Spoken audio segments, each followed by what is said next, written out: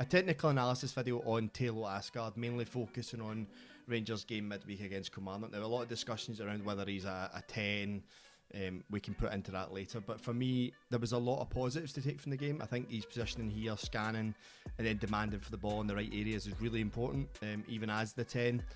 I think everything right's in the approach here. His position's correct. His use of the body to try and roll the players correct. He's trying to receive on his back foot to go forward.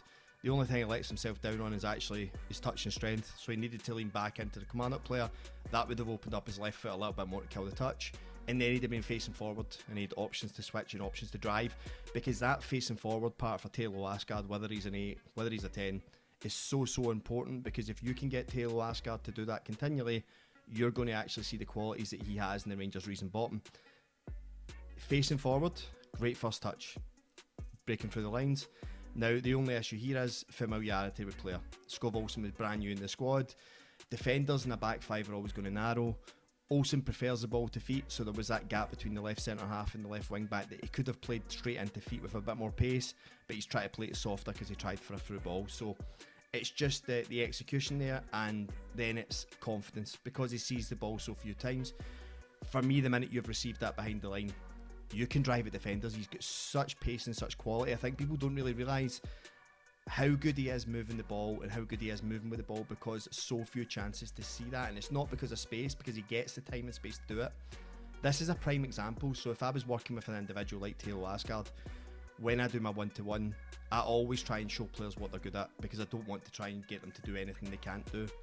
Receive on the back foot, turn the opponent, get onto the back line, and then shoot, create chances, do whatever feels natural, because you're not going to be able to tell Thelo Aasgaard how to play football.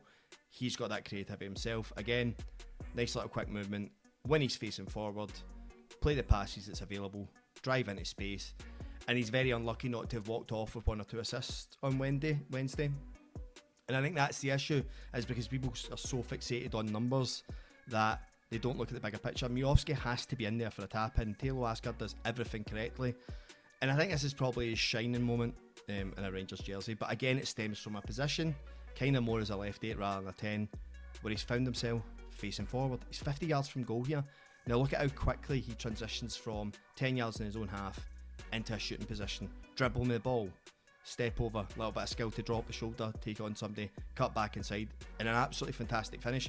And it's just more of something we've not seen enough of.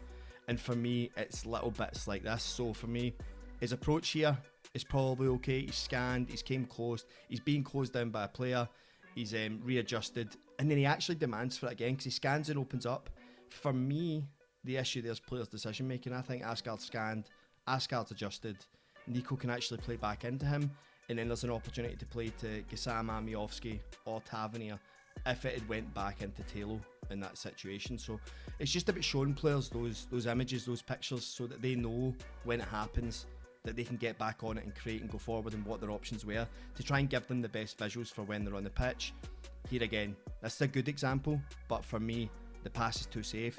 That pass into Miovski looks tricky, but you've got Raskin going in front of him, you've got Gassama who could do the spin in behind into space. There are options that open up if you combine with people, because look at how close Raskin is to Miovski now. There was also the pass into Moore, who would have received that on his back foot, left foot, facing forward, who could have played a through ball to Magoma or combined with Diomande, and you're into the final third and creating chances. But I think that maybe comes from confidence in the situation in the game. Again, perfect approach. He's scanned. He knows the distance between himself, and I think it's David Watson just approaching the ref here. There's enough time to turn and play forward, and there's actually a 3v1, and there's a pass option in there, but it's a kind of him, Diomande, Moore, and Magoma, and Raskin on the outside. There are people to play with, but he goes for the safe option. He goes back to Raskin, but he asks for it again. So he has repositioned his body to be facing forward so he can create.